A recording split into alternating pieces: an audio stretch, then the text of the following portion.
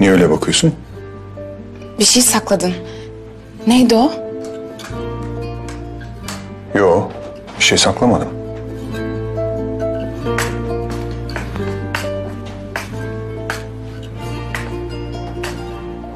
Söylemeyeceksin yani.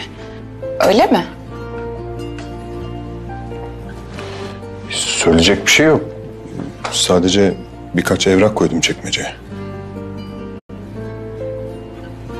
Hani birbirimizden bir şey saklamayacaktık?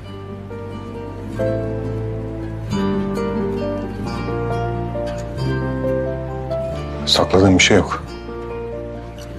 Hem sen niye ayaktasın? Dur. Dinlenmen lazım. Ne yapıyorsun? Ne yapıyorsun? Söz dinlemediğin için seni zorla yatağa götürüyorum.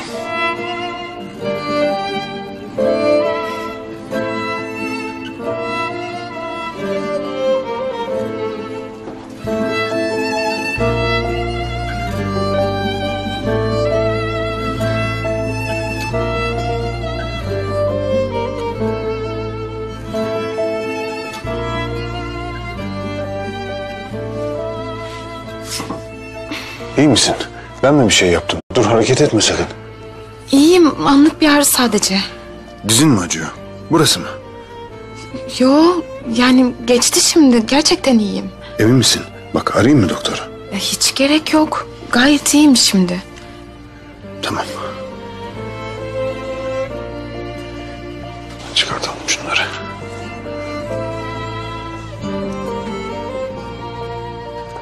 Ben hallederim.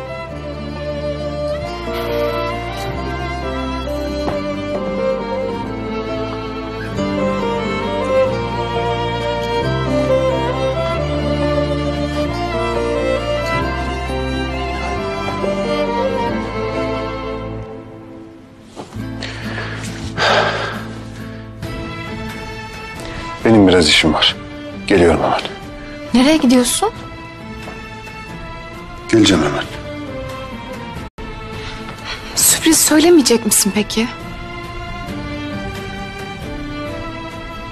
Neden bahsettiğini anlamadım. Benim de en kötü huyum bu işte.